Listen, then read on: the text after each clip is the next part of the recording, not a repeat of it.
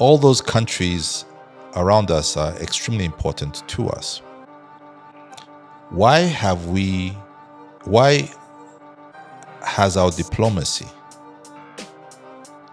failed to keep our neighbors close at all times? Rwanda, as you know it, Rwanda we have today. It is a Rwanda we have made out of really ashes. With a new leadership, with a new vision.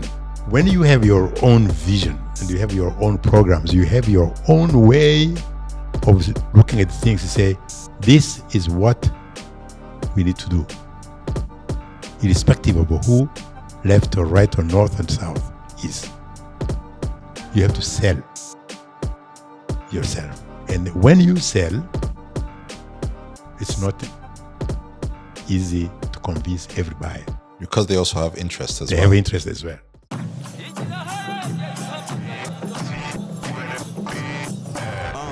This is the very, very best. I introduce the very, very next.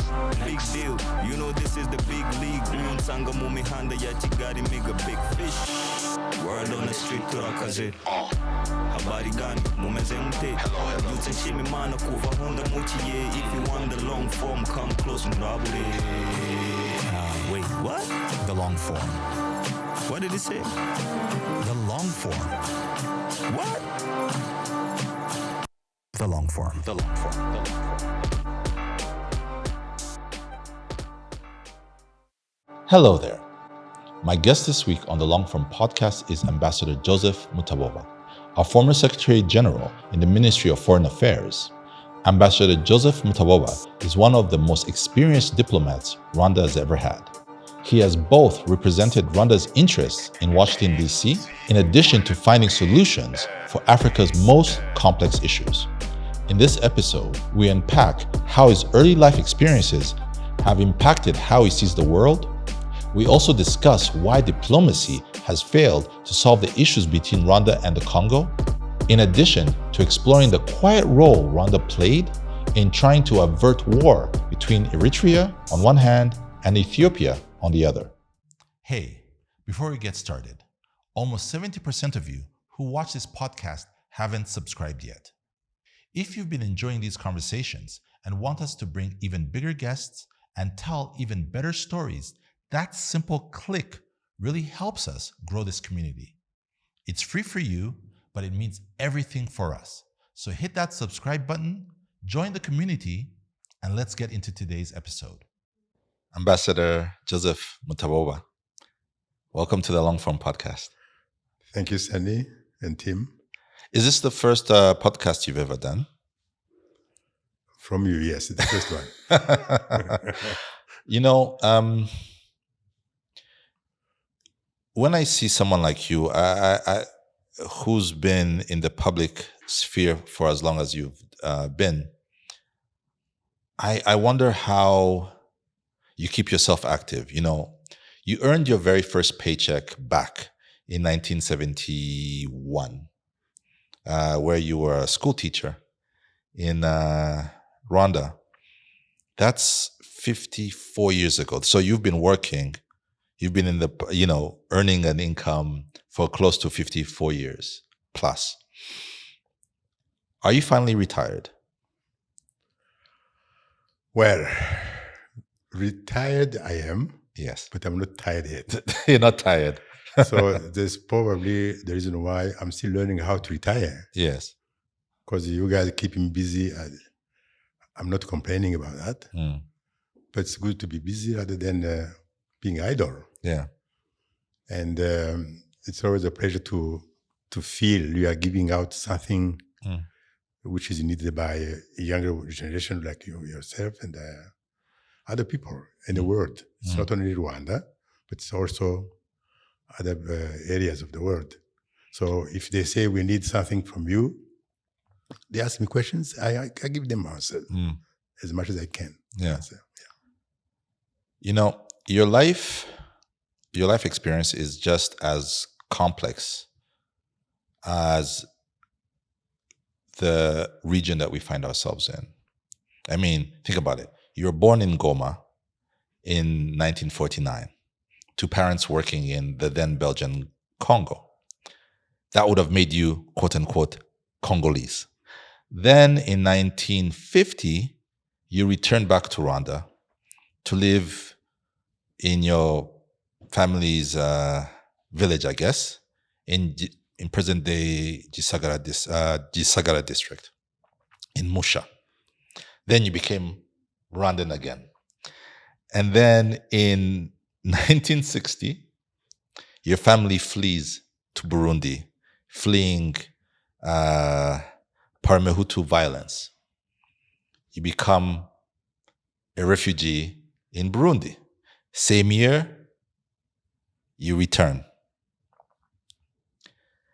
Then in 1973, you flee again, this time fleeing Kaibanda's violence. Then eventually ending up in 1974 in Kisangani University, where you studied as a Zairwa. At that time, in 1974, you are by then 25 years of age. How do you make sense as that 25-year-old? How did you make sense of all those things that were happening to you in such a short space of time? And looking back now, as a 74-year-old, how do you make sense of those things now? Well, I'm nearly 76. Let me correct that right away. 76. I'll be 76 in December. Ah, fantastic. Yeah, but say, what we go back to those years, the good old years, I should call them. How can I understand what was going on and what happened to me all these years? It's a result of what we all inherited. It's just a colonization. When you tell me you are Rwandan, then you are Congolese. I mean, Zairwa, because I've never been Congolese, by the way. That one is a parenthesis. I can tell you, one day when I went to meet President Kabila in Lubumbashi, we were talking about this Zairwa Congolese. He said, yeah, but Ambassador, you are Congolese. I said, no, sir, I am Zairwa. She said, what? No, I am Zairwa, because I've never been Congolese. So one of his entourages laughed and said, it's a process. You can become a Congolese also. But that was a parenthesis on that. But when I look back, go as back as 1885, because people don't go as far as that.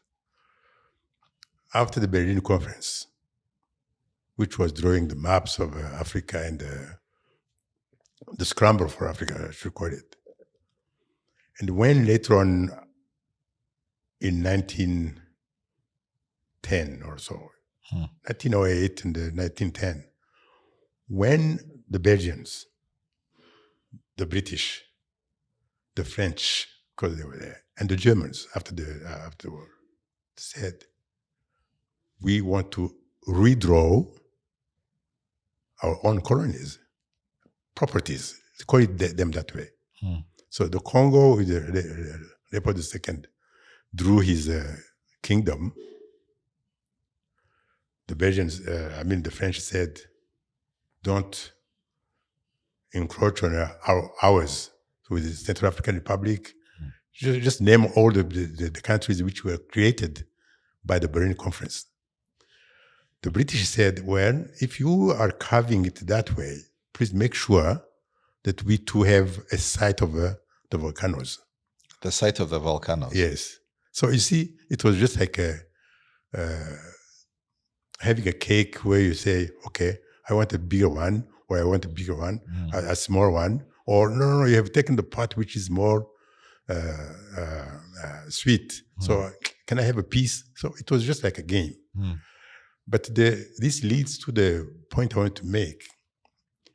If for some reason, after drawing those borders, they decided that you, as a young brother, you stay where you are, and I'm here where I am, And between us, there is a border. You are Congolese, I'm Rwandan. Our sister on the left or on the right, sorry, and her husband and her children are in a part of what the volcanoes were the other side, like Kisoro or towards the Kigali. They would say he is or she is Ugandan.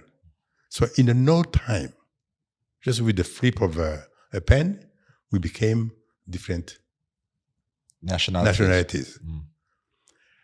So the colonialists, the owners of the colonies then that time now would decide if they come and say, Sonny, you know how to read and write, we can we can use you, not even employ. We need you. We can employ you to do A, B, C, D in that area. Go and do it. You go, do it. When you finish, you go back to where you were. So the nationality did not mean a lot at that time. It's rather the persons or the people who were being moved around to serve the colonization at that time, or the church, or any other administration. So don't be surprised to hear that you have Mutaboba who is both Congolese, as they said, was Zaire still, and Rwandan, or any other nationality. You can just think of that particular time of the history. And we should not forget it, because even what we are living today, for example, when you talk about the Eastern DRC, that's a consequence of what happened back in 1984, 85 in Berlin, and later on in the consequent periods where they were just furthering their own ambitions. So we have lived it until today. So don't be surprised again if you hear that Joseph was born in Goma. On my passport, when they don't ask me why do you say you were born in Goma. No, because I was born there. It's part of the history. I grew up in Rwanda. I went to the Belgian school in the group school in Butare, the school which took us as children of the colonies. At that time, I was at school with the Congolese. I was at school with the Burundians. So the school of the Frères de la Charité, we call them, the GAN. That was a colonial school, I should call it. Well, missionary school, they would call it, but for me, I don't separate the missionary and the colonial. They were part of, they were the same entity. Before we continue, as you're probably aware, every conversation we bring takes time, research, and sometimes plane tickets. We do it because we love sharing stories that matter. If you've enjoyed what we've built and want to help us grow even further, you can now support the Longform directly. Feel free to donate to our Momo code 95462, registered under LF Media Limited. Every contribution, big or small, helps us go even further. Thank you. I'd like to ask you, I had someone you probably know quite well, Dr. Rwanda, on this podcast, and he spoke about, the 70s, the 60s and the 70s. And he spoke about the challenges that he faced to be able to graduate from high school, then to almost fight his way into getting admitted into the National University at the time to study medicine. One of the things that I noticed with you is that you never got the opportunity to go to university here in Rwanda. Why was that the case? Had you failed your exams? No. I never failed at school, especially the primary or secondary school. I never failed. And that's part of the reason why you said that I went as a refugee in 59-60 and came back at the same time, because the teacher who had taught me at the primary school became the mayor or the burgomaster that had them. And he said, no, I have to get that boy back at school. What do you mean? Because they knew, there are some who had who were very close to their children. To their pupils, students. And he would say, no, I cannot accept that boy goes away from the school, from my school. That's his school at that time. And he brought me back. He came to fish me out.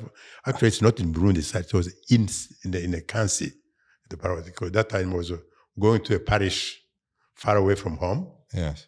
So they would come and say, in Kansi parish, we have a few thousands of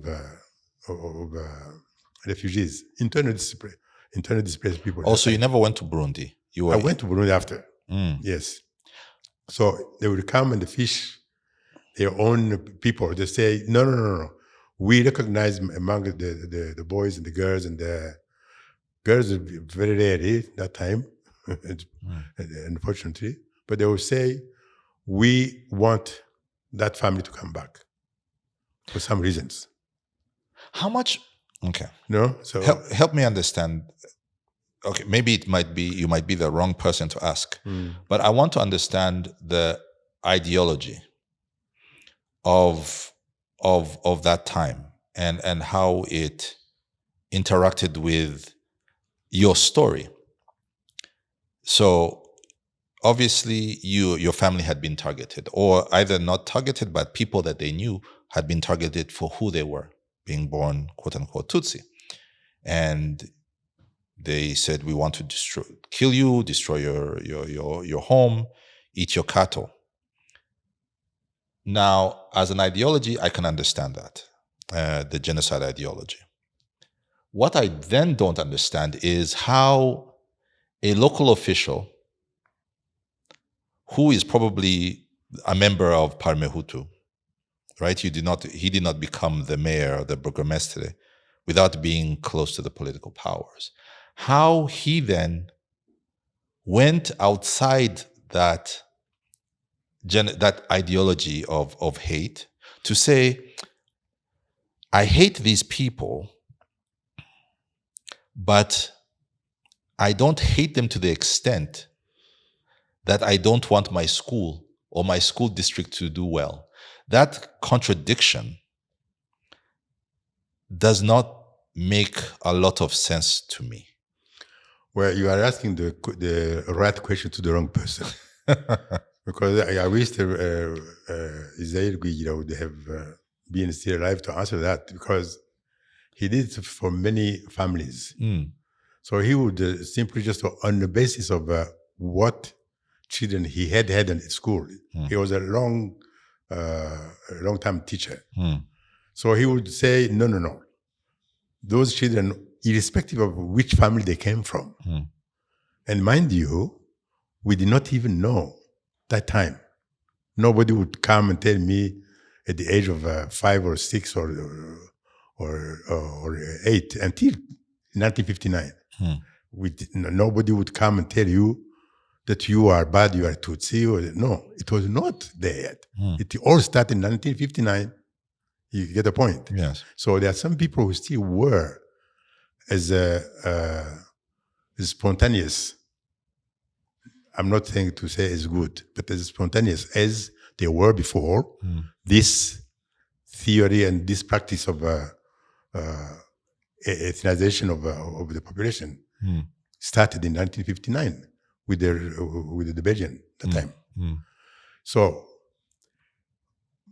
trying to convert somebody from what he or she believed in that time to quickly turn into an extremist was still difficult. It was still difficult. And that's the only explanation I can have as far as is concerned. And the second aspect of it, which now I think of a posteriori, it's because his wife was what later on we were called by Tutsis as ethnic groups. So maybe a combination of those two could explain exactly what happened at that time. But I don't know. Really, I could not put myself in his shoes and say, this is the reason why I did this. This is what I did. This. Yeah. Now, one of the questions I like to, I try to understand, one of the things that I try to get is understanding people's experiences during times of crisis, which is what I think Rwanda undertook between 62 up to 73. So that's pretty much the first 11 years of our existence as an quote-unquote independent nation. Now, you were fortunately loved by a powerful local figure who wanted you back in school. But as you probably graduated from primary school, going into secondary school, you had less and less help. I was beaten up. There you go. Yeah, you see. How did you navigate being a child and then one day being a normal child? And then 1959, everyone becomes extremist. And then how do you navigate the next decade of your life? Finding out that all of a sudden you are a second-class citizen. Yeah. It was harsh. It was a young mind like myself that I was that time. It was very harsh on that kind of transition.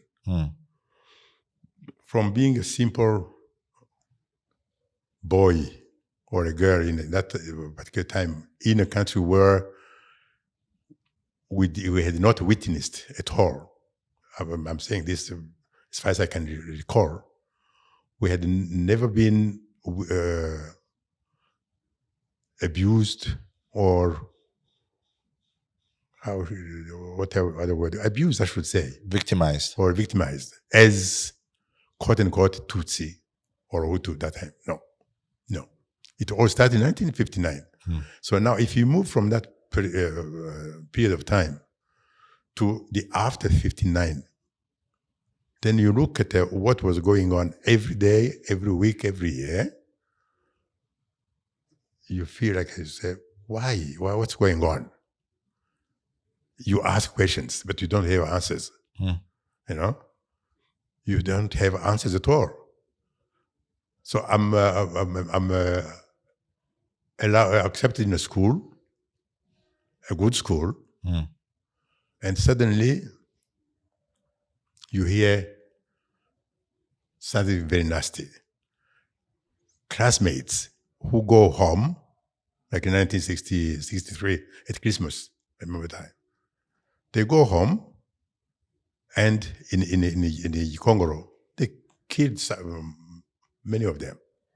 Or those who came back, like Sezibera Radislas, for example, he was very severely burned. So then, as a young man, you started to think, what's going on? You see? So people tell you, he and the others like Alois, I remember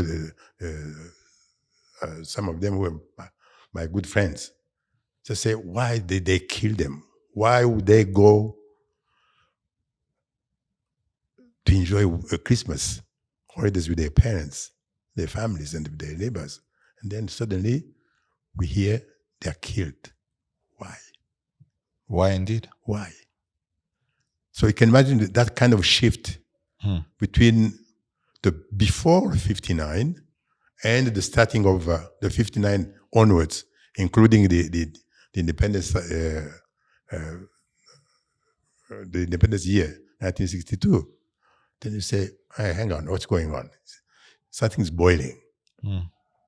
So that kind of a boiling pot was rather mysterious because you could not understand, especially as a child, as a young man, we were still young. You could not understand exactly the dynamics behind it. But we had to live it. You know? We have to live it. When we came back from the Christmas holidays. In 63, In that's 64 now. Yeah. At school, it was just like, we look at each other, but in the eyes of the colleagues we lost in Gikongoro, from Gikongoro, then we look at somebody like, is it going to happen to me and him also? We did not have girls that time. The school was just for boys. What school was it again? Groupe Scolaire. Groupe Scolaire Butare. Formerly Groupe Scolaire of Astrida, as they call it. So that alone left us hanging in thinking. We say, what is it? You just look around and say, this guy from Gikongoro maybe was behind the killing. So you can imagine now. And that's your classmate. Yes. So how do I now differentiate between the victims and the perpetrator? So I can't tell. And how do you even go to class and because you're studying for your future? Yes. But then how do you even study when at any time your future can be taken away from you? It was we could not stop learning, or you can't stop the teachers teaching, you can't stop the schools running. We all had to go to school. But what I was trying to mention is that you look at somebody who is teaching you, you wonder if it is the person who did what happened to our boys, our mates. Everybody became suspicious for us. Then you say, why? Hutu, Tutsi, why? What's going on? And this, it takes me back a few years back in 1959, when they started burning houses and killing cows and so on. I say, why? We only had questions, but we did not have any answers. So now this time you had from school, from a good school, you hear that even the students from that school have been attacked and killed and their families. So pushing our thinking further, we could not explain what would be next, because you see, as I said, you look at the teacher. We had a few teachers who were Rwandans at the time. Others were Belgian Reverend brothers or Belgian teachers. You look at each of them, say, is he a good guy or a bad guy? So put it that way, we could only categorize them by bad or good with a question mark, because we did not know, we could not understand exactly what was running behind. So living in such kind of a dynamic growth of events and growing at school, playing football, playing volleyball and basketball together, they say, you look at Israel, I said, is he one of those bad guys? Is he one of the good ones? So, until 1967. What happened in 1967? 1967, we had a few younger guys, older students to us, among whom I remember Egide Nagwimugara, Professor Egide late. And a few more who were taken to Burundi. Why? Taken by who? By who? You could not even tell exactly who is moving who. But we came to understand that it was a kind of, what do you call it? It's a new movement from the Belgian and the new authorities in Rwanda at that time, and the missionaries who had cooked something very nasty at that time, who said, these guys have communist ideas. They said, for us, we did not know what communism or capitalism was yet. We were still really young secondary school students.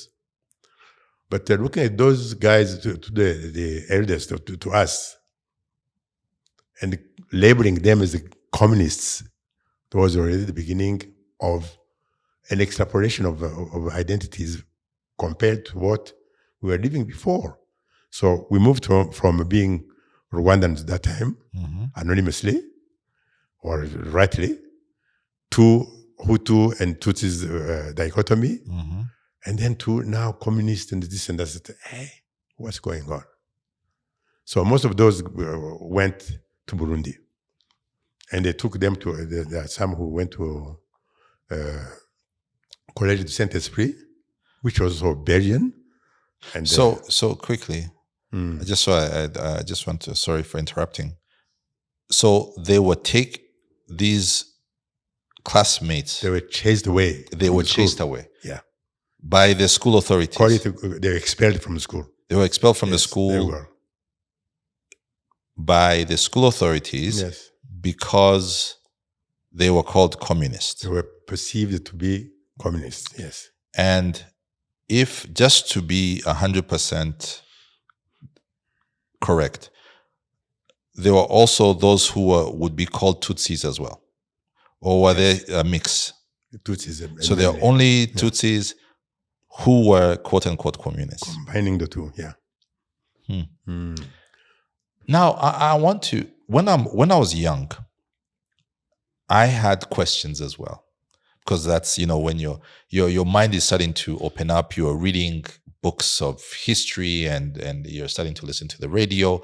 You're starting to understand the world beyond just your home. So you have a lot of questions. And I had a lot of questions. I think from what I'm hearing, you had even more questions. But questions sometimes deserve answers.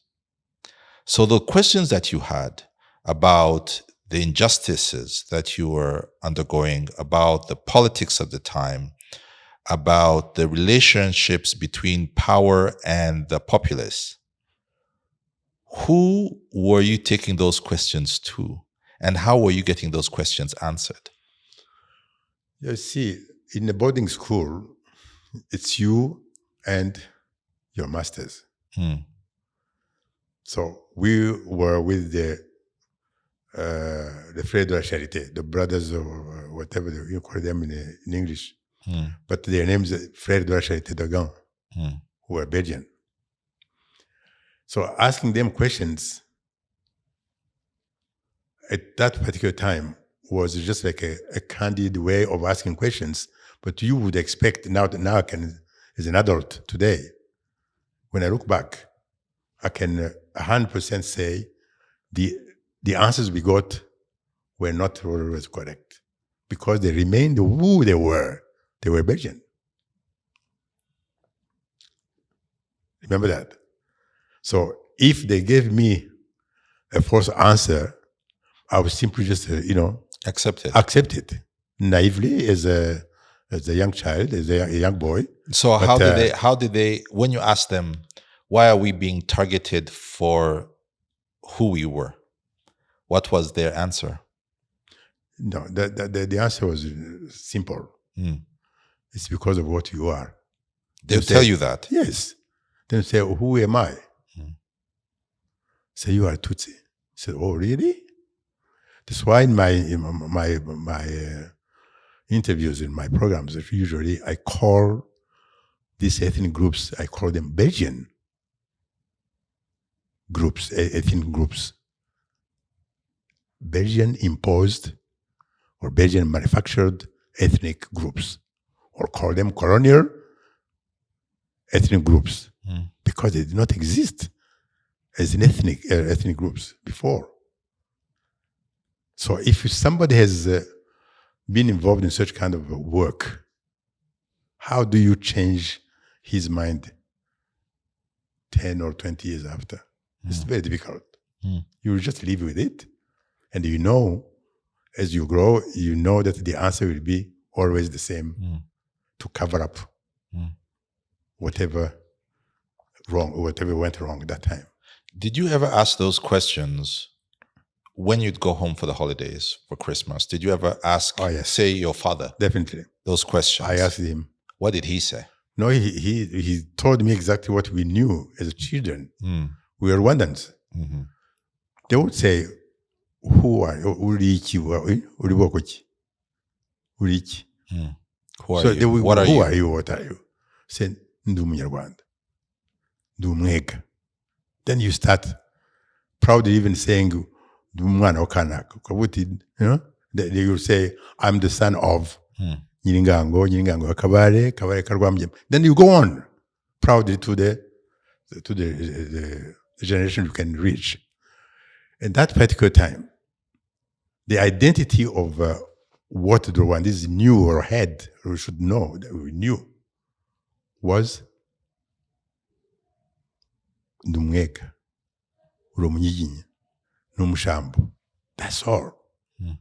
Saying the Umuhutu, Mututsi, no, it did not exist at all. So I'm old enough to say that I'm a witness of that. I've seen it happening in 1959 when I got all these nice things.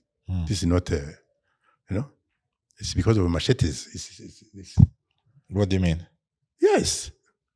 What happened? I don't go back. No. I'm not. You've opened it up. No, you cannot. You cannot. Now. No, we mentioned that already. Burning houses and killing, cutting people's cows and so on. You also were injured. I was 10. I was injured. Yes.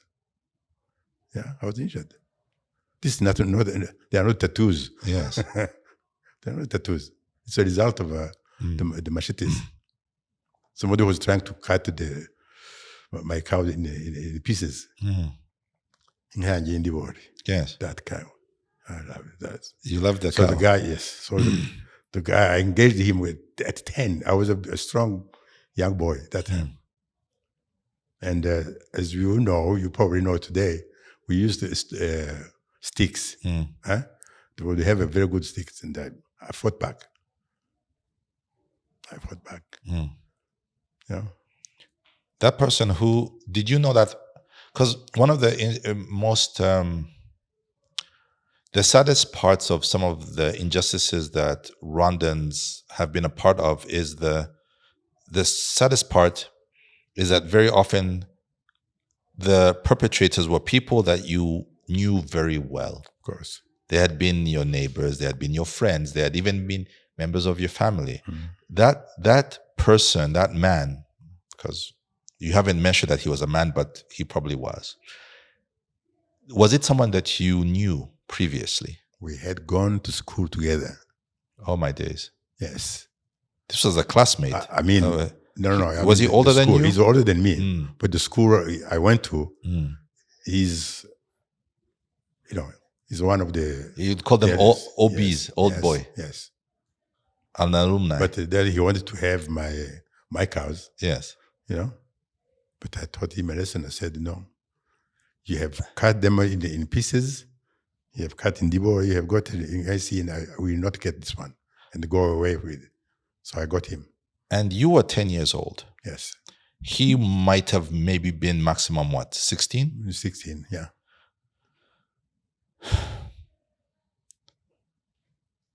That's, some of the stories that we hear are don't even make sense sometimes. Yeah, they don't. Why is a 16-year-old trying to kill a 10-year-old? Yes. It's beyond. Yeah, but it's the same greed also, because you say, "Oh, I want to have his cows or his father's cows." But that's the only explanation it can have. But that level of greed at that young age, I don't know if as a 16-year-old, I wanted things, but I do not know if I would have ever had the stomach, I guess, to try to kill someone for, it's very strange. It's very strange. But it's very, very strange. Yeah, but you see, what I was trying to say is that we moved from a society which harmoniously was together to a suspiciously now violent Like that. It almost Yes, felt just from 4 years, boom. Yes, and that's something which even today I cannot explain. So the degree of teaching from whoever did, because I cannot put a finger on the individuals who did that, but from the teacher to the students who grew up into the system to accept that kind of a new ideology, that new trend of looking at somebody and say, I want to kill him, he should not leave because of what I've been told he is. So say, why? So some people are just stupidly call it a revolution. That's not a revolution. That's the bad definitions which we have been inherited in many ways from the colonial anthropology and the philosophy, I should say. They call them names which are not the right names. What would you call what happened in 1959? Well, people called it pogroms, right? But if we call them pogroms and stop there, it sounds as if some people died, full stop. We don't know who killed them because there were so many. No. To me, I will not stop there. I will go beyond and ask why and who was behind. The true perpetrators. And this can go even further. Because if it's a series of what happened that time, the king of Rwanda had been eliminated. Killed, yes. Okay. So go from there and see what happened after. Why is it that we have stopped thinking, looking at the same source of problems, rather than trying to understand and dig deep to be able to say, whoever did it because of A, B, C, D.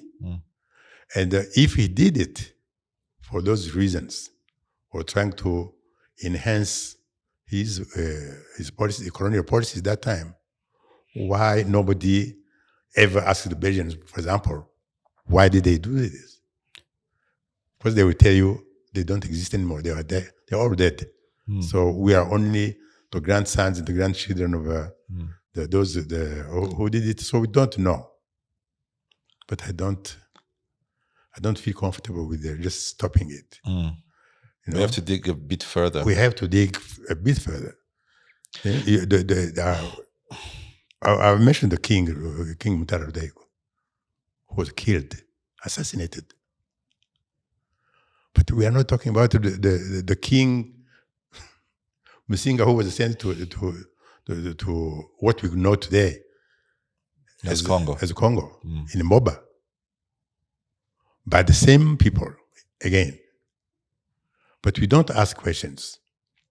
Is it because the justice system does not allow us? I wish I could be a lawyer, a very good lawyer like many other famous ones, and ask those questions. We lost the two kings in the hands of the Belgian, right? We had a genocide years after because of the policies which were put in place. So I'm not trying to do a kind of a manhunt on that one. But maybe it's the logic, because you are talking about thinking. Why anybody has, No, I was surprised that when I was speaking to Dr. Mutaboba, and up to now, we don't have an autopsy report of what actually killed the late king. And life continues. Yes. And that's No, it's not only him. Majoro. Yes.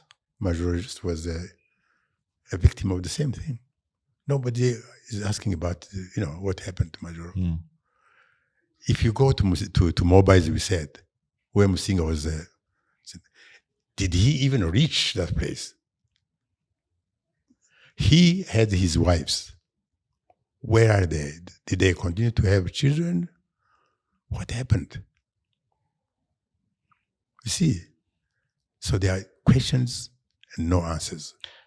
But we should dig deeper and deeper and establish the truth. Because so far, they've managed to keep us quiet and, I'm very old now enough to not to give up fighting or to give up asking questions and getting answers. But I don't feel comfortable without answers. It's the same thing, talking about the theories of ethnic groups and so on. I asked the same question when I was in the UK, for example. I revisited the dictionaries, and say ethnic group is what? So you look at the definition of an ethnic group. Then you wonder and say, why is it that the definition applies on the African people only? It does not apply in Europe. Why? You see the point? So I give you the example of the UK, which I know better because it's my other home. You have Welsh. The Welsh speak a different language. You have the Scottish. They speak a different language. Irish, they speak a different language. But we all speak French. English. But why is it that we don't talk about the Scottish ethnic group? We don't talk about Welsh ethnic group. We don't talk about Irish ethnic groups. I guess it's about definitions and who gets to define. They speak the same language. They speak, and so on. So if you go into the dictionaries, especially the younger generation, you should just challenge this. Go in the definitions, in the dictionaries they put together. Well, I guess the biggest challenge that I would say that we have is that we learn because of curriculum and books. Correct. Now, if the curriculum is still fundamentally the colonial curriculum, then don't ask us. You're almost asking for the impossible. No, nothing is impossible. No, it's never too late to do things right. Yes, you can change the curriculum or adapt it to the African reality today. You can create a curriculum which addresses the issue of education in Rwanda, in Africa, without necessarily continuing again to cling on the colonial teachings, which is not correct. Thank you, Kigali Marriott Hotel, for providing a venue for the long-form podcast to record. At the heart of Kigali's hospitality, Kigali Marriott offers everything from luxury stays to premier event spaces, fine dining, and top-tier conference facilities. Keep up with them at Kigali Marriott on socials and visit their website, www.marriott.com. I'm going to challenge you. I'm going to give you the same challenge I give a lot of older people. You say it's our fault. Write books. Give us, and of course, by having this conversation, we are creating maybe what I'd call primary sources, because we're talking about your life, things that you saw yourself. One of the biggest challenges when it comes to the story of Rwanda and also the story of Africa is that people who have first-hand experience are not creating academic work. So then what happens is that you will have maybe a person that we know who gives Rwandans stomach aches all the time, Philip Regents. He did not live your life. He came to Rwanda in the late 70s, but he's become an expert in your life experiences. But all he does all the time, he writes papers, he writes books, he goes to, he creates curriculum, and he not only poisons Belgians, but because he's become an expert on the Great Lakes region, he's poisoning every single piece of academia that concerns the Great Lakes region. And we, as people, Rwandans, as Burundians, as Congolese, as Ugandans, we're not meeting him at that point. We're not meeting falsehood with our truth. So when are you writing your book? Well, I wish I could have written as many as I can by now. Some of them are being written. Asking me the right question, when are you finishing your books? That's the question. Yes. But to come back to that point of so-called experts, it stems from the system which was imposed on us, imported. So if they can control the language, they control the curricula, because there are so many. They control the narrative, and they control the media. It's very harsh and very difficult to get in. You have to fight, and you have to be a good fighter. That's a statement which I will stand by forever. But being the case does not mean that we should give up at creativity. Curriculum is something which can be changed and adapted by the Ministry of Education of whichever country you think of.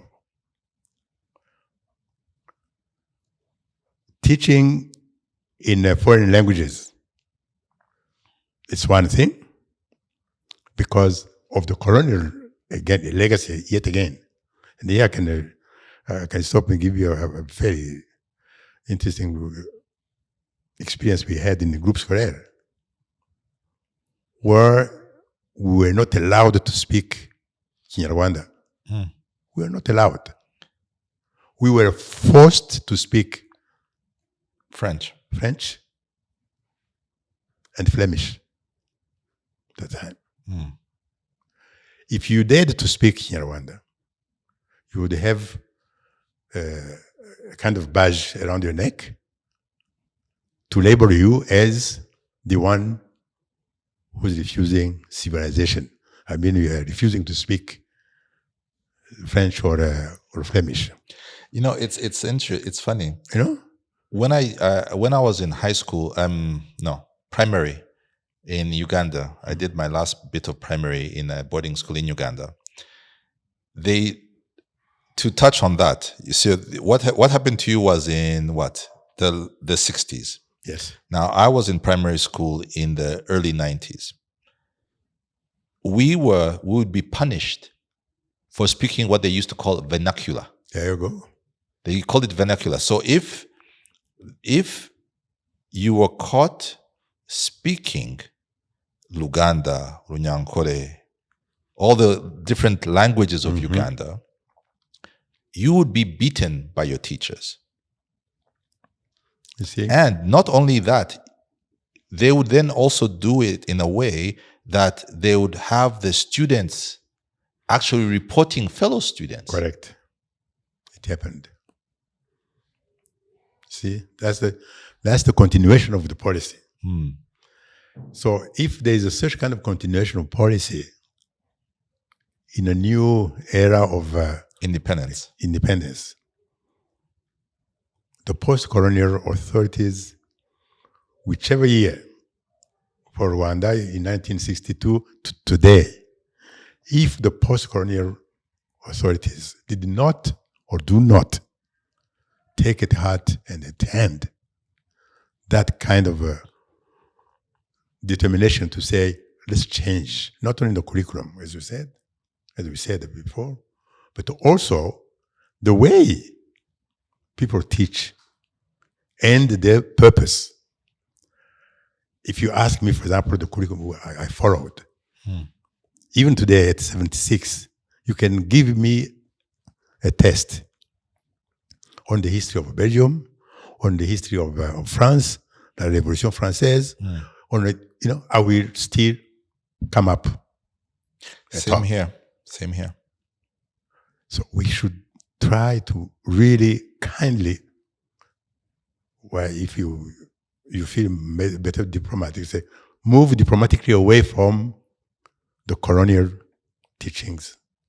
No, it's adapting it. But for that, you need to develop research and development. You have to search. How do we go about it without hurting anybody, without hurting any program? How do we change it? It's almost like you're talking about decolonizing our education. It's overdue. No, 100%. I think one of the funniest parts of studying an East African curriculum was what they decided we needed to learn about geography or the world. Mm-hmm.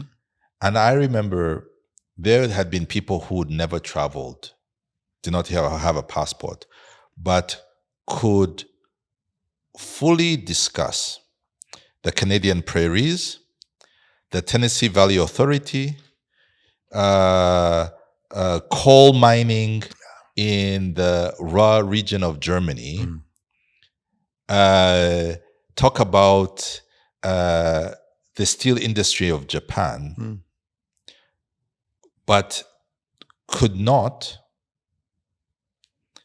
with any real understanding, explain their own country or their country's neighbor. No, it's sad because you see, in my time, we never learned anything about Rwanda. About Rwanda. We never learned anything about the region here, Uganda or Kenya and so on. No, because nobody wanted us to know about the other colony. That's one. But how on earth did not even, try to say, teach us more about Rwanda, our country, to know what our system was. How many kings did we have? Can they tell us? Because nobody would want to teach you about that one. And we feel comfortable like that years after. To me, it's an advice. I'm not blaming anybody's, but it's an advice I'm giving. We should really try to do some kind of reforms in terms of how can we bring it home? How do we make our children feel and grandchildren feel they belong to a culture, to a civilization? You were talking about books. There's one I'm writing in Rwanda. Ibyo baduhishe. What they hid from us. Cyangwa ibyo batubeshye. She's trying to convince me and you and the younger generation that Africa was not what we know Africa was. They will tell you that they are the people, the first one to invent this and this. I don't want to go into detail. And yet, I think when you publish the book, we'll come back. When they tell you, we did not have libraries, really. So you come and burn a library, the biggest one, just to make a point that they did not have any libraries. And you have the gut to write, no rivalries there before me. Come on. There are so many things. I'd like to move to the later part of your life. So you finished your studies, Kisangani. You go and do your master's in Bukavu University. That's the early 80s. You get an opportunity to get a scholarship to study in the UK, and that's how Zairwa, Joseph Mutaboba Zairwa, ends up in the UK. Now, in the UK, you go to school, start your PhD. But during that time, this is now the latter part of the 80s, 1987, the RPF is formed. 1989, you formally join it. And this is just my own curiosity. Did you join it as a Congolese, or by that time had you decided, am I a Rwandan, am I Zairwa, how do I? Well, it's a long story. It's a long story to tell, Sandy. Because you see, before going to the university in Congo, I had to teach at College Saint Albert in Bujumbura, a refugee school, a school for refugees, Rwandan refugees. And having spent some years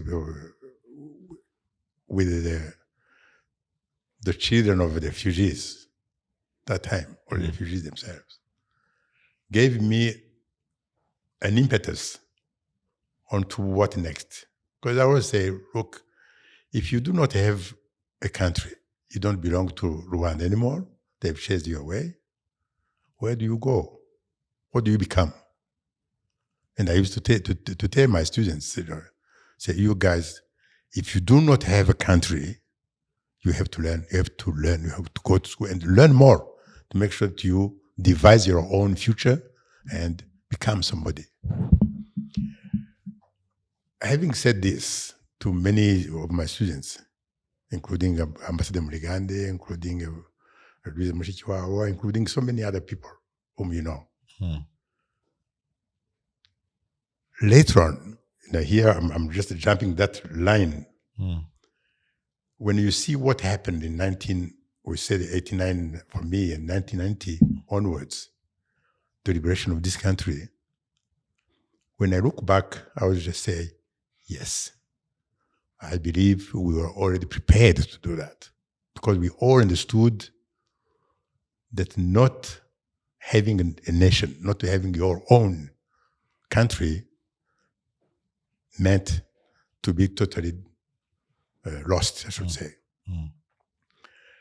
So, going back to Zaire, from empire to FPR, you know what I mean?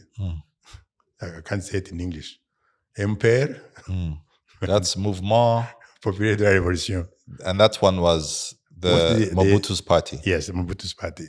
To FPR. To FPR. RPF. You know? So to me, that's another, it's another wonder. Now, if I could make a movie or write books, more books on that, specifically on that topic, it's a lot. It would be, well, I wish I could have live another 20 years maybe, if I can still hold the pen and or type. It's a totally different shift in life from a system which is not related to the new one, to the one you are in. So if you move from a country like Congo, at that time, Zaire, you go to Europe, it was just like a new discovery. You find a police officer, you don't go away from him or her. You approach, you say, can I ask you a question? Yes. I'm lost. You know, so when you get in London, you can get easily lost. You know, excuse me, sir, can I? So gently, he or she would just answer the same way you come today in Kigali, in Rwanda. You see a police officer who are really responsive and very kind. Having left behind a system where you was there to ask a question and say, hey, yo, you know, beat you up before you even ask a question. So you feel like it's like being newly born, I should say, really. So I learned a lot in the UK, because you see in the UK you have it's a different system. It's a Europe, it's a civilization, we know it, but you cannot learn more if you don't learn from the people. They will teach us, for example, as guys who had the scholarship, they will encourage you to go and talk to people. Go to pubs, you go to cafes, to go to football, clubs and so on. Things you like, things you had in Africa, but you probably are not going to engage in while you're there. So they encourage you just to go in there, go and meet people. One typical example, back in 1985, a certain evening with a Nigerian guy, we went to a pub, a local pub, near where we were living. The pub was not filled yet. So we sit like we are sitting here. You have your pint, I have mine. Then people come and start filling the pub. But next to Sunny and next to me, there are 2 seats or 3 around. So they just come and join us. But they keep their own group, of course. So one day, one of them, there were 3 of them, they came and joined us with Zekwe from Nigeria. And one of them, after the first pint, said, excuse me, gentlemen, is it true that in Africa you still eat white people? You eat what? White people. Oh my goodness. So Nzekwe stood up angry, said, hey, hang on. Please. Said, no, this is stupid guys. Said, hang on. Cool down. So the 3 of them were just sipping the pint, but looking at what's going on. So I managed to get him down and said, I turned to my friend, the Irish guy, and said, yes, sir, we are still eating them, but we are smart enough. We eat, whenever we have a 747, that time they were using 747. So whenever we have a 747, a Boeing, full of them, we eat everybody except the pilot, so that he can go back and bring us more. They all laughed at the time. So Nzekwe was still fuming and angry.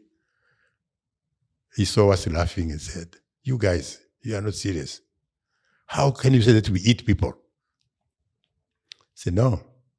I asked you the question and I've got the answer. And thank you. So that's the kind of interaction you have, and you learn or teach people what you have as a knowledge or what we got as information from there. That guy became my best friend throughout the years I spent in the UK. Unfortunately, he passed away. But, if you move from that kind of atmosphere, you go home, you say, this is perfect. You can joke. So joking is well received. You can tease, you can get teased. So then you create an atmosphere of a social life which can encourage people to live on. So I enjoyed living in the UK. I still do, by the way. And when time came to look at how things are going on in Zaire that time, because I'm coming back to to your question. You wonder, in the world of politics as it was that time, where was Mobutu leading? So they ask you questions, you start answering. So I joined the community of Congolese, of Zaire at that time, as a postgraduate student who was responsible in London. I joined the community, we interacted and, But the point I want to make is this one. When you had to shift from Congo, from MPR to RPF or FPR, or just for to keep the figure in French, there were reasons. And there was some kind of transition. My children never knew that I was from Rwanda. Your children? The children. They thought you were because you see, Congolese. when they were born, because they were born there. So when they grew up, they found me with the Congolese, the Zaire. They found me with the Rwandese, from Uganda and so on. But we were Zaire, and singing music, Congolese, enjoying the Congolese music. So when time came, in 1993, 1990, no, I've gone far, I think. 1980. You joined in 1989. Yes. The time Mobutu was becoming a bit tired in terms of influence in the world. I was animating a few programs on the radio, on BBC radio, sometimes on television also, BBC World Service, on the news or as a commentator in the African programs. And people asked me questions about Mobutu and so on. And so I gave my views, and they say, look, he could do better than that. So people thought that I was I was anti-Mobutu, which was not correct. I was rather anti-system in terms of management and in terms of corruption, blah, blah, blah. But I was still Zaire. The fact that I could criticize Mobutu and be perceived as an opposant, as an opponent to Mobutu, the ambassador at that time just said, you guys better watch out. So 89, to come back to that. When we started fundraising and getting the community together, when the RPF was born in our hearts and in our deeds and everything, all the guys I had from Uganda, they were Ugandans. I was, as much as I was Zaire, so we all became Rwandans again. Yes. And it's amazing when I look at my archives, look at the pictures, the photos, because I like to take pictures at that time. It's an amazing encyclopedia. It's a book by itself. So getting all the community, creating the Rwandan community in the UK at that time, talking to the local administration, talking to MPs, talking to people in the government. Here I've jumped to 90, I'm in 91, trying to convince people to understand what was going on as a move of RPF to change things in Rwanda. Not many went to listen. That's actually something that I wanted to ask you about, which was, those who don't know you think that you maybe studied international relations and everything, but that's actually not the case. You were, at the time, you were doing your doctorate in information sciences. Yeah. But you were pretty much what I'd call a rebel diplomat, because you were representing RPF in the UK at the time. And if I'm not also mistaken, working with the late Jacques Bizozagara, yes, to speak and make people understand why the young men and women were fighting. I guess you've answered the question, but really, how difficult was it, you not being a trained diplomat, you being, you don't have access to millions of dollars, you going up against a state apparatus? Because it's not as if you're the only ones doing diplomacy. They were, the government of the time, Habyarimana's regime, they were also doing diplomacy, trying to get their message across. I think their message being that, they're being attacked by the Ugandan army. These are issues around international law. How difficult was it for you to do your job? It was very difficult. But the thing I took as a decision was to choose. What do you do? I have to literally to stop with my PhD. That's one. So you've never graduated? No, I never did. And I don't think my priorities went somewhere else, and I said, this is the choice. That's what I tell the younger generation. You have to be able to choose and say, this is what I stand for. This is what I want to put my weight and heart on, and go for it. You will never regret it. And I don't regret having given up with my PhD at that time. No, not at all. I wish I could do.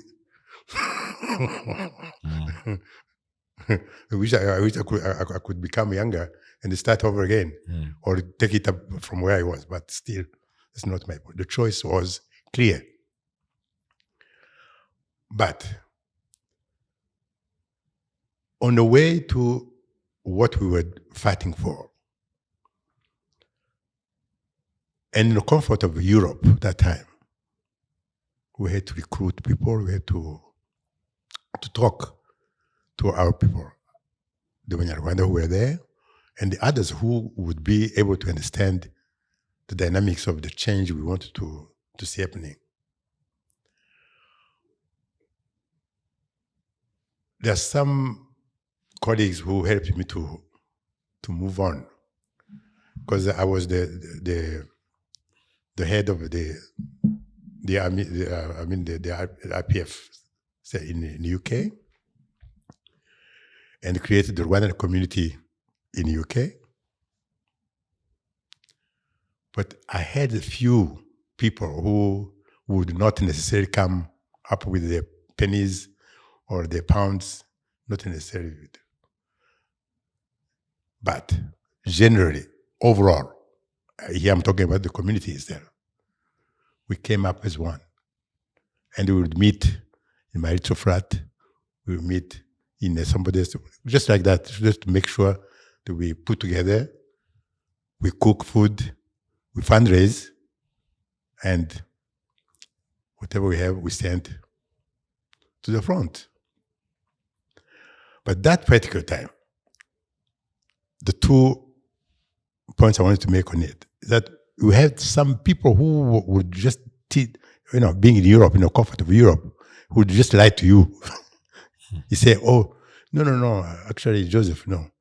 I sent the money directly to, he would say, oh, really? How How do you do that? Oh, no, I have my own way of sending it directly. Okay, fair enough. If you do, that's fine. And you come to discover later on that he never did. So we had people like that. Yeah, but generally, they were all responsive, and you understand within your little means as a scholarship or the money you got out of talking at the BBC or whatever, you just use it for, to purchase a few crops or a few things, basic needs. But the second one I want to make is, how do you tell the system in Europe what we are doing? Because that diplomacy, as you said, rightly said, was for and from the government in place. But for us, we had to do some diplomacy also in our own way. We regularly met in Belgium. I have no news from James Luego. I don't know whether he's still alive or where he is. Bosco, Guillemire at the time, Jacques Hozagara, of course, Sebatas Francois, Kasana Dova. So a few more people who used to meet in Brussels. They would just go and, to strategize. To strategize. And then, so that's how we started the sale of the diplomacy, So we used to work with Jacques Hozagara, who became the commissioner for diplomacy. Now, when it had to come to talking to authorities, you go to the Minister of Foreign Affairs. Not many people will just listen to you. You go to churches, to Anglican Church. Not many would do. Then I started asking, say, do we still have anybody from the family of Pastor Church who was in Gahini somewhere sometime back? So the research had to go on that way to make sure that we have somebody who can understand and who knows the history of Rwanda, who can understand the new dynamics to say, yes, we need change. Yes, we need to go in this direction. Believe me, we managed to get those people. And we had to delegate Dr. Mlind. I don't know if he's still alive. As himself being a Protestant. So I had to use him for that channel. So you go after everybody who came from Gahini that time. Then you go to see the priests or the cardinals to explain, to say, this is what we do. Go to NGOs. I was doing some kind of consultancy work for Action Aid that time. They asked me to write a book, to write a piece on the dynamics of what was going on in the region here. Because they were in Burundi. They were working in Burundi. They were in Uganda. They were in Kenya, but not yet in Rwanda. They were not in Rwanda yet. So later, Robert Dodd said, please, can you tell us exactly the dynamics, what's going on in the Great Lakes region? Can you imagine even how this just followed me later on, even in my career? So I went and did a good paper on that, gave it to them. That was after I visited Murindi, 1992. Yes. It changed the whole dynamics now. Of Action Aid. Yes. Which came after to even set up an office here. I don't know if you know. So people started understanding the changes which were needed in Rwanda. When I talk to my good friends like Linda Mervyn, and And other people who were more of receptive and to see exactly what they would understand and said, yes, this is very important. Can you go and talk to somebody in the Ministry of Foreign Affairs, Commonwealth, and so on? Yes. Try to go. The reception would be rather, Rwanda, do we have any interest with Rwanda? So they mentioned, yes, British Council. So very visibly, you feel like you are not going to get much out of it. But later on, as we went, explaining all the time, they came up and said, yes. So the decision that Prime Minister said, okay, if this is the case, and if we are preparing some kind of diplomatic work on Europe generally, we should open an embassy in the UK. It was opened. I'm jumping the years. Yeah, now you're jumping the years. Yes. I'd like to, but I think in a nutshell, you're saying that diplomatic work pre-liberation was challenging, but possible. Yeah. Now, there's an interesting story you told me, which was you had bought a one-way ticket. So after the fall of Kigali, 1994, everyone is coming back home. Yes. And you buy a one-way ticket from the UK to Kigali, Kanombe Airport. Up to now, that ticket is gathering dust because you never actually used it. No, I never had it. I never was given a chance to use it. You They were said because the first cabinet meeting, which happened here, told me, decided the deployment of a few diplomats immediately. So I was selected to go to Washington and as chargé d'affaires. As chargé d'affaires. So they told me, you take the first flight and go to Washington. Actually, that's Dr. Murigande who called me. He said, well, the cabinet has decided you have to take the first flight and go to Washington, D.C. Huh. What did you find in Washington, D.C.? Gosh, what did I not find? Well, the outgoing ambassador was not in the office. He had left. He had been asked by the State Department people to evacuate, to go out of the embassy. But the two diplomats were still there. And these are people who had been brought there by the genocidal government. Yes, Karani and Rwakazina were still there. So my first challenge was, first of all, to know where the embassy is. I knew because I had gone before. That's why I jumped a few years because I had to attend a few meetings also with RPF in Washington at that time. But the challenge was, how do I get in? Well, those two guys were still there. Like physically getting to the embassy. I went. I had the credentials. The messages to show them. I am Joseph Mutaboba, and I have come to represent the new government. So I remember the guy just looking at me. Which guy?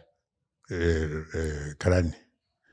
Karani looking at me, he said, are you from Rwanda? I said, how can I come and I'm not from Rwanda? I said, no, what was the Kuru Mzairoa?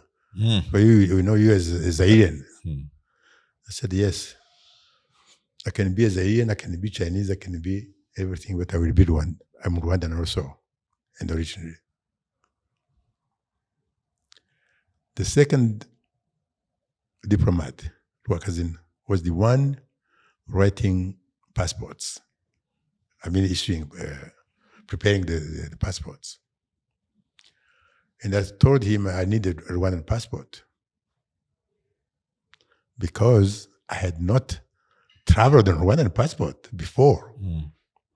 So he said, to get a new passport, you have to show the first one, the old one, which I never did have, or you show your ID as Indangamuntu, which I never did.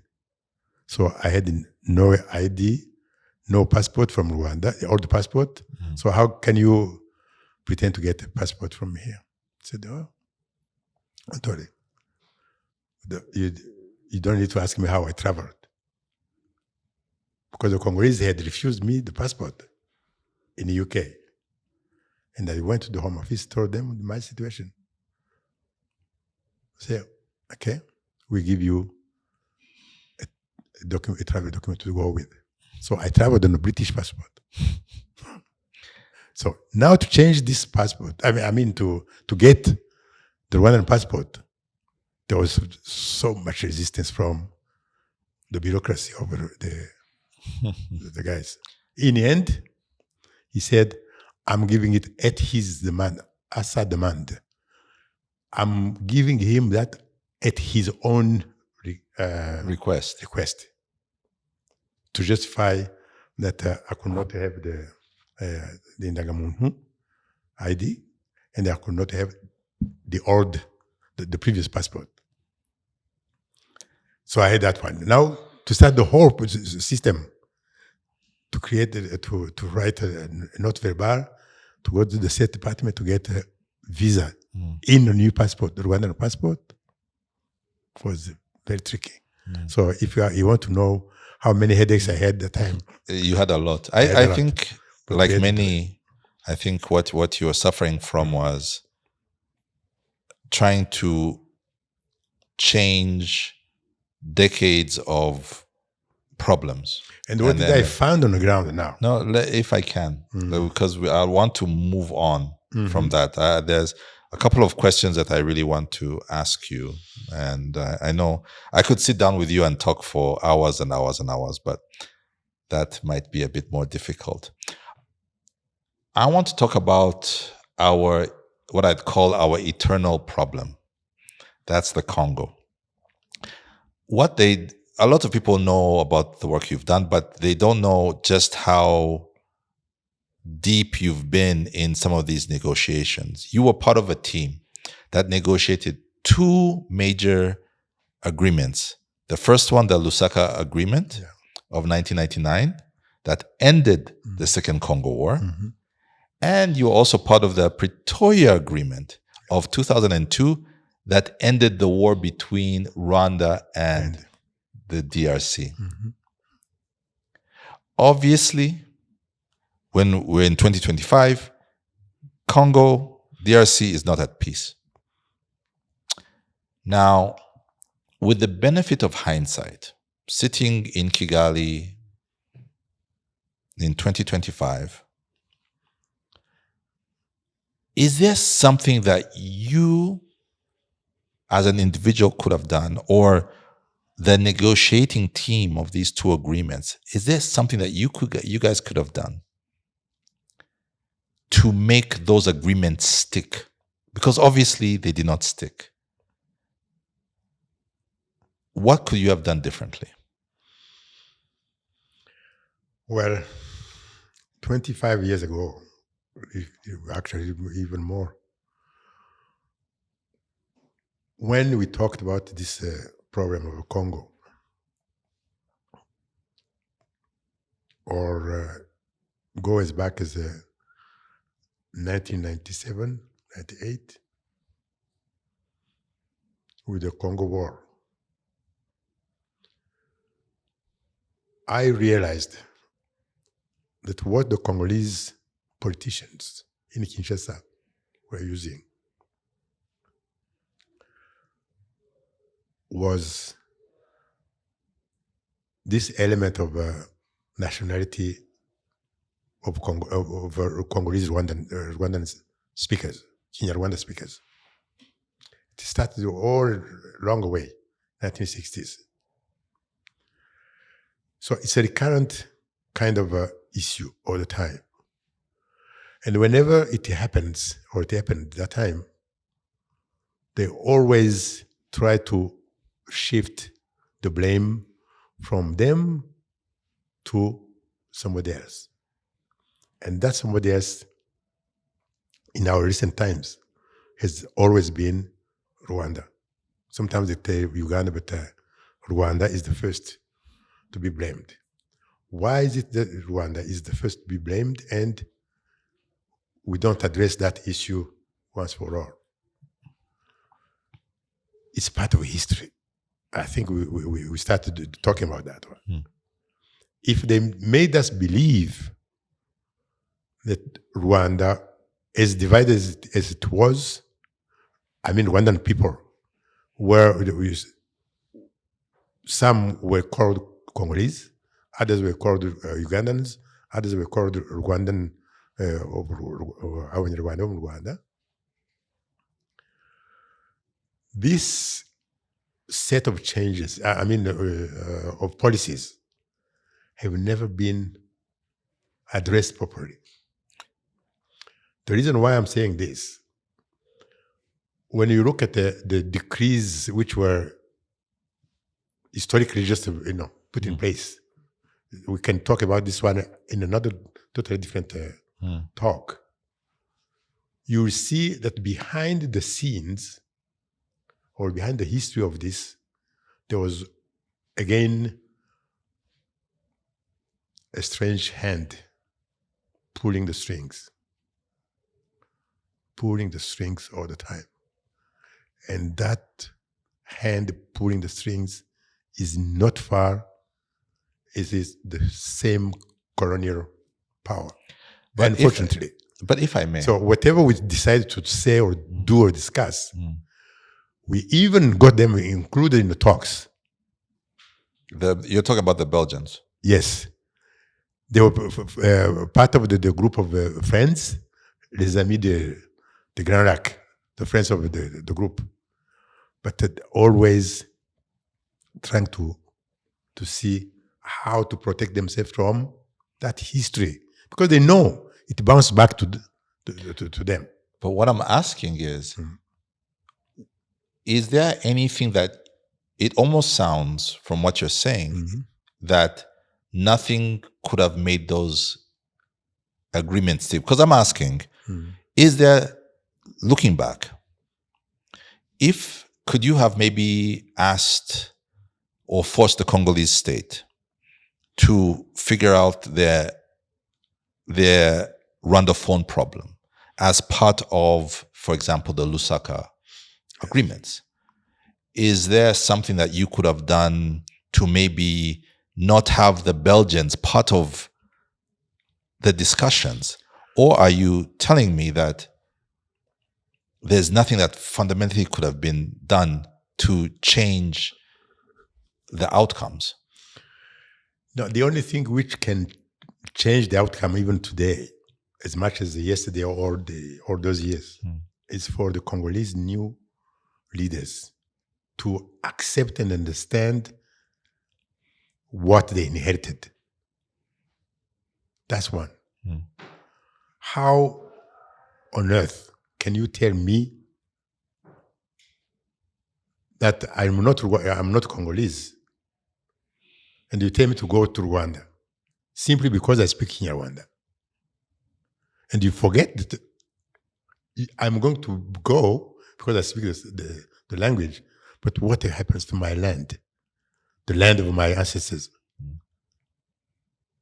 So you cannot just unceremoniously just decide you go and leave me the land. No, I would say no. What are the chances that the Congolese leaders of the time would have? It almost sounds like the agreements were always going to fail, because the fundamental question was not answered then, and even now that question is still is not being answered. So that's interesting. What you're pretty much telling me is that those two were all those two agreements that you were part of signing, getting negotiated, were always going to fail? They failed because there's never been a show of a goodwill. But did you know that goodwill even then, at the time, when you were talking to your Congolese Yes. counterparts, did you realize that these people that I'm talking to don't have goodwill? You could see it. Mm. You could see it. Because I remember after one of the meetings that we had in 2002, before I came back from Kinshasa, they asked me, I even talked to the press that time. They were surprised I talked to the press even in Lingala. But what I said was, and still remains what I taught the word in French and English.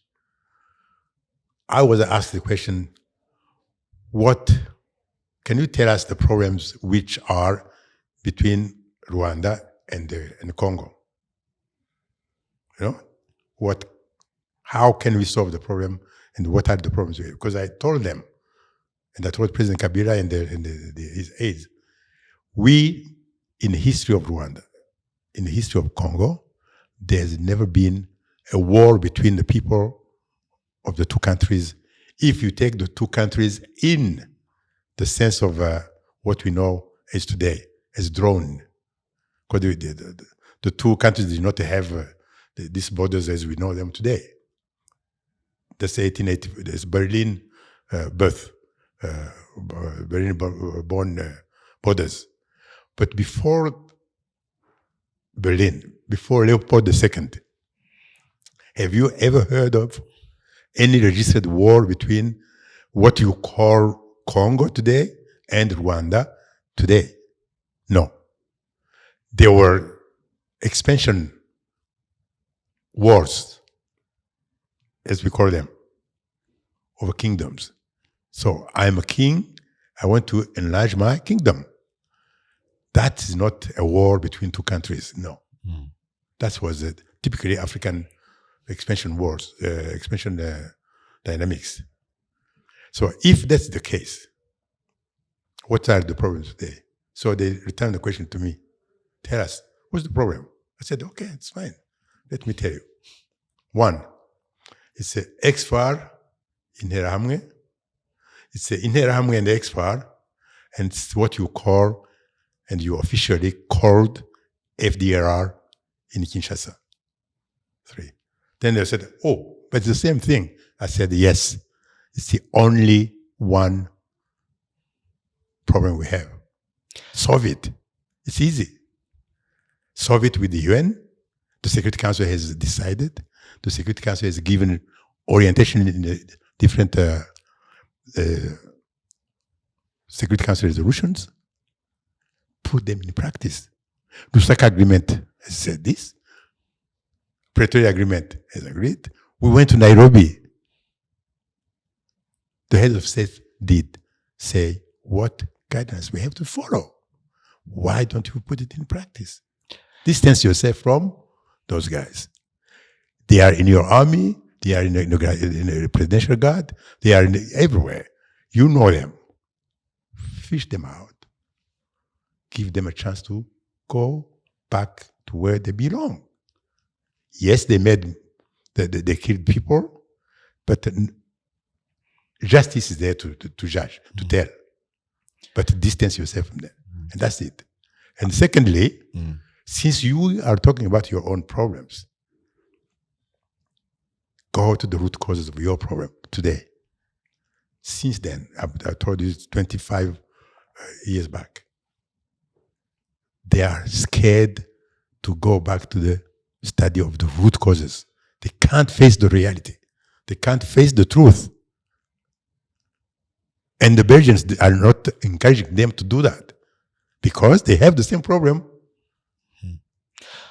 You say something that, FDLA is the cause of all these issues. I'm going to ask you a question that some might call mischievous. Since 1994, Rwanda has been at some level of disagreement with every one of our neighbors. Congo, Uganda, Tanzania, Burundi. That's over the last 31 years. Now, you're a diplomat, and maybe I put too much importance on diplomatic work. But you're here, let me ask you. Why has our diplomacy, because I think, those states around us are the most important players. That's how we get to the market. That's how we get to Mombasa or Dar es Salaam. Those are our DRC is our number one trading partner in terms of exports. Burundi as well. All those countries around us are extremely important to us. Why has our diplomacy failed to keep our neighbors close at all times? I don't know if we have really failed as such.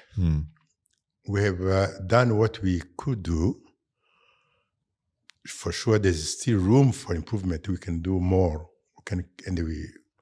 I'm glad those who took over from us are keeping the good job we were doing, and they are doing as much as they can to improve on those relations, because that is very vital. Rwanda is a landlocked country. But you have to look at each individual country. Each leadership of the 4 or 5 or 6 countries around has their own way of doing business. Rwanda, as you know it, Rwanda we have today, it is a Rwanda we have made out of really ashes, with a new leadership, with a new vision, where we have decided to say, look, the problems we lived years back, from the colonial time to today, to the 1994 genocide, we cannot be lenient about that. We cannot compromise on our future. So we have to abide by the rules we have created and we have agreed upon. So now, when you have your own vision and you have your own programs, you have your own way of looking at things to say, this is what we need to do, irrespective of who left or right or north and south is. You have to sell yourself. You say your ideas. You say your vision. You say, and when you sell, it's not easy to convince everybody. Because they also have interest as well. They have interest as well. And those who have interest, I mean as the neighbors, remember that the word of diplomacy is a word of, so rather broad. Even those neighbors are being pulled by others. So that chain of interests drives the work of the diplomats, drives the work of politicians, drives the work of everybody.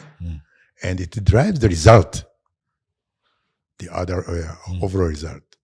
So for us as Rwanda, we have tried our best, because we tried not to compromise with any of our national interests. And as somebody else said before, do not be naive and say country A or country B we love us. No, they don't love you. We don't love each other as such. It's our interests. So they have their interests. We have our own. Good luck to each and everyone in defending and getting your interest heard and your interest defended to the end. Now, if you take a country like Rwanda, which came out of the very heavy, violent history from the colonization to today, where you have your institutions of the country completely changed just for the sake of the interests of the colonizers that time. Then I would say, okay, fine.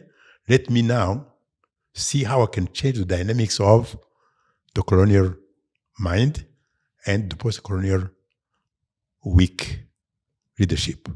How do I refine this to make sure that the people, the citizen, is in the center of what we do and what we want to see happening? If people have suffered from ethnization of the people, how do we get rid of that? How do we do this? So what happens in the different countries is because they disagree with us because of their own interests. So as we go, you try to convince them, this cannot hurt, this cannot harm your own interest. Rather, we could put together and do this together. So if you go now in the dynamics of joining the East African community, joining Commonwealth, joining COMESA and so on, it's part of the answers. It's part of the give and take of competing interests. Yeah. But whatever you do, do not ever jeopardize your own interest.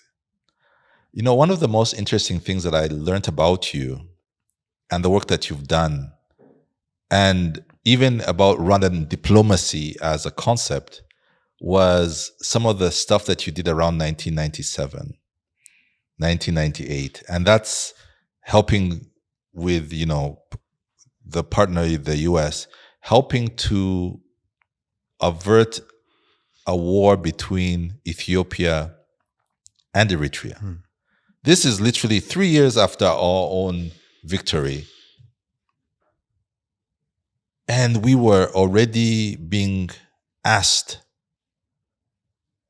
to bring together two warring sides. Now, the first thing that I ask is, how in the world does small Rwanda, 3 years after destroying itself, how does Rwanda get called to bring together two people from the Horn of Africa? So you have Afwerki, Esaias, on the other side you have Meles Zenawi of Ethiopia. Why is Joseph Mutaboba being asked to bring together those two people and saying, guys, please don't fight? Well, you see, how? You see, we have to look back at those countries. So Eritrea and Ethiopia. Yeah, Eritrea and Ethiopia. And look at us as Rwanda, and look at Uganda also as a country. I will tell you why I'm mentioning Uganda.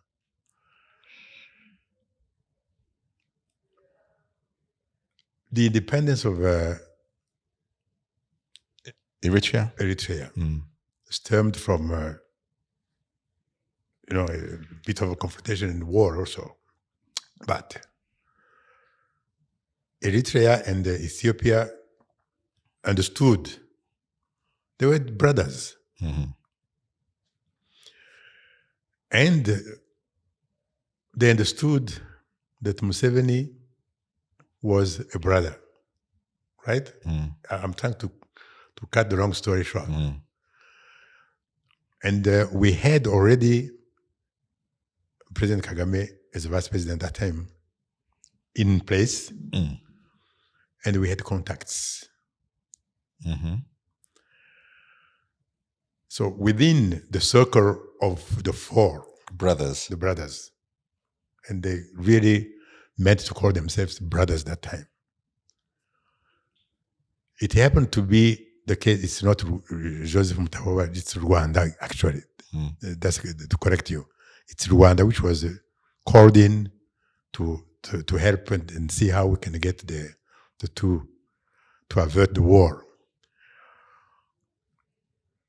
I happened to be in Washington, in Addis Ababa after Washington. When I was in Addis Ababa, the embassy of Rwanda in Addis Ababa covers Ethiopia, covers Eritrea, covers Sudan, covers Djibouti, and Somalia. That time we had 5. The ambassador was with Ambassador Hamesh, a Nord diplomat, a former minister of foreign affairs in the old time. And I say old man, could not move too much in that. So they would charge me to go all over and quickly, which I did, or to sit in a big debating meetings in the OAU or ECA. But to come to the 2 brothers, when it all started, the ambassador of Eritrea, Haile Menkerios, was there. He's just been moved to Washington, to New York as ambassador. Ambassador of Eritrea to New York. He's a good friend of mine. He's a good friend of Rwanda. And a good friend of the region also, by the way. When I met the Meles Zenawi, a good man, the good prime minister, by the way, for Ethiopia at the time, he told me, Rwanda is our friend. Vice President Kagame is my friend. He said, he's our friend. And you are a friend of Meles Zenawi, Afwerki and Eritrea. But there are things you cannot do without and for us. If we start fighting, forget it. We are gone forever. I said, no. Prime Minister, this is not how it goes. Brothers don't fight just like that, as if you just want to exterminate each other, eliminate each other. And that's it. What about after you too? Once you are no longer there, what will happen between Eritreans and Ethiopians? Say, no. That's not how it goes. So, night can bring advice. He called his brother, and he told him, look, things are not going well, but we might be fighting. So they told me, can you do something? I said, what do I do now? So I had instruction from here. They sent me late Mazimaka. We had to go to Asmara together. That's the first trip I did alone. I had to go there and cool the heads. But the heads were very hot that time. It was very difficult. Came back.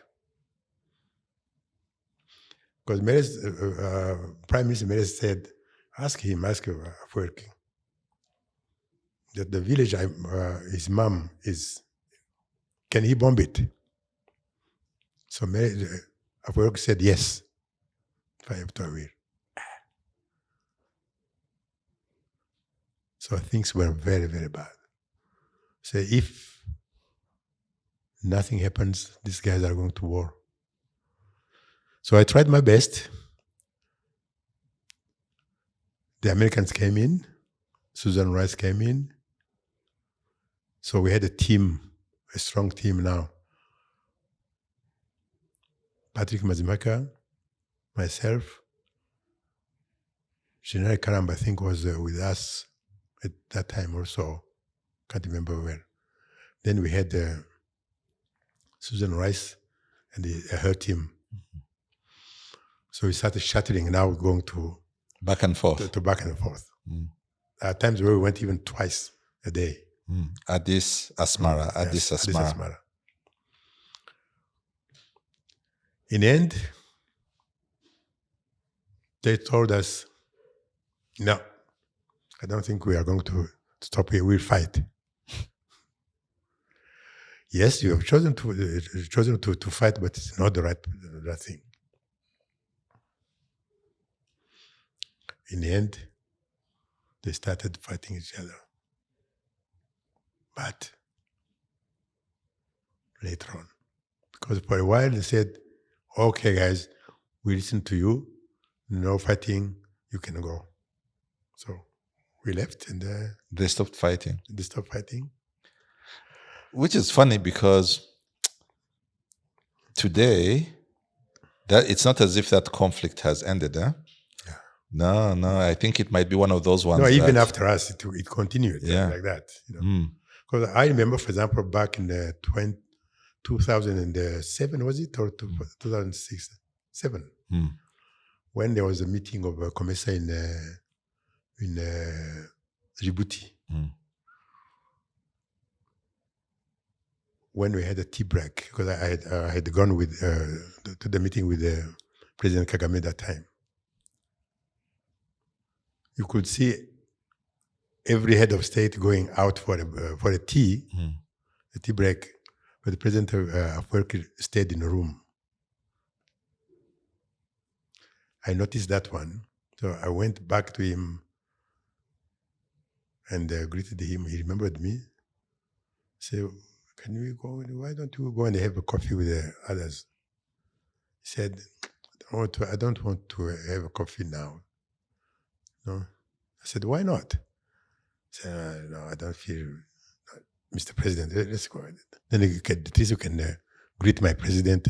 No, I greeted him already. I said, no, just talk to him because there's something I think he would like to hear from you. But it was like lying him or trying to attract him to go out and enjoy the tea or coffee with the others. So we went out with him, read him where my president was, then they started talking. So you could see that the scars of a war or the fighting was still isolating him from Others. Others, which is not good. And I think the scars of war still isolate him. Yes. Even now. And actually, maybe one day you'll help me. I find Eritrea one of the most fascinating countries.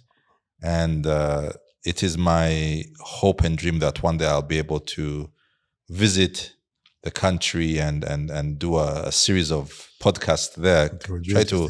I think it would. But this is my last question to you, because I've taken a lot of your time.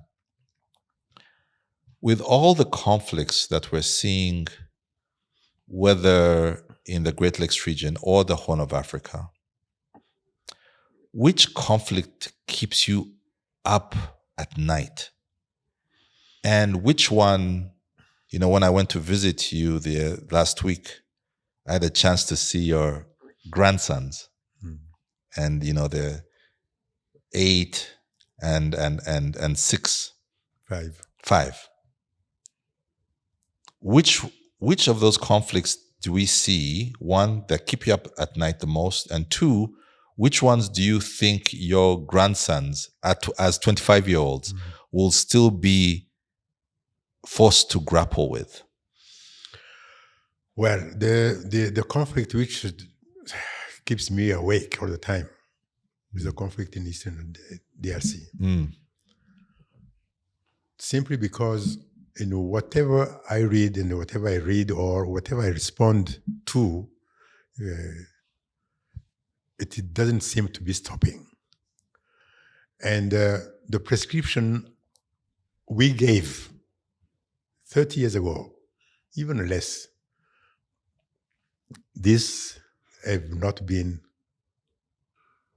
taken up. We talk all the time of looking at the root causes of the problem. And this is true for any other conflict. Tell me, you look at the way Sudan is being destroyed by the Sudanese themselves. But there are root causes of that. Who is behind it? What is behind it? What is behind it? So all this needs to be addressed. And you say, the remedy is there. And instead of looking at there, they look away. Address the root causes of the problem and address them once for all. The day this will happen, that's the day I will feel, if I'm still alive, I feel more comfortable. And that's what I believe I should wish for my grandchildren and everybody else. The politicians have to really grow and understand that the problems they have created or they are entertaining are problems which can end, which could have ended yesterday, years back. But the simple will to do what they need to do, what they have to do, is lacking. That will, how do we create it? How do we, maybe we should need artificial intelligence to create answers. To create answers. But that's the key. They don't want to address the issues.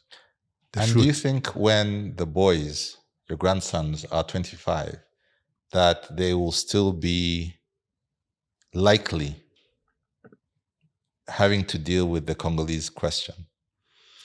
I do not wish that to happen. But do you think, there's your wish, but when you look at history, look at the facts on the ground, look at the powers that be, you look at international politics, when the boys are 25 years, will they still be having to deal with the Congolese question? I hope not. I hope not. Because I believe that in the meantime, maybe Congolese might have been able to find the right leaders, the right leadership which can understand that the country needs peace, the country needs to overcome what we had as a legacy from the colonial power. If they do understand that they have to live together, that the diversity is a wealth, not a problem, that would be the beginning of the good things.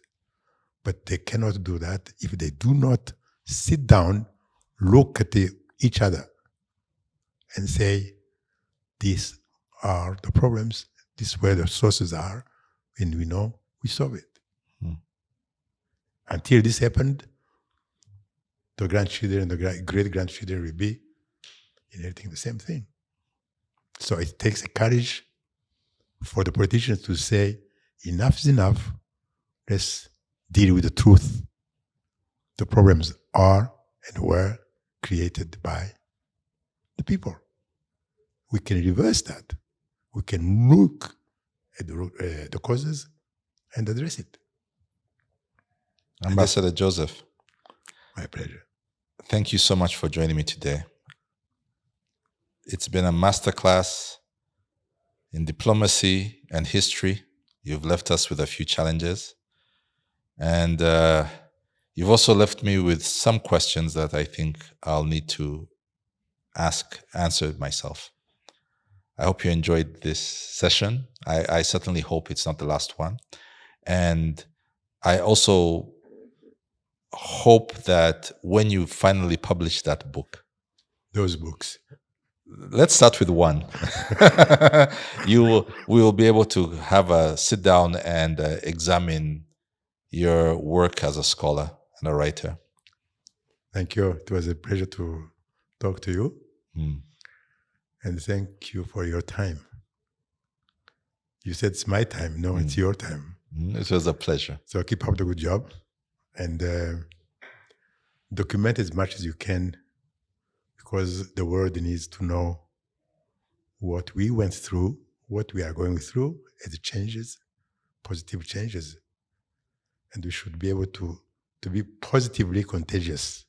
Maybe the whole of Africa can say, if Rwanda made it after what we went through, who cannot do like Rwanda?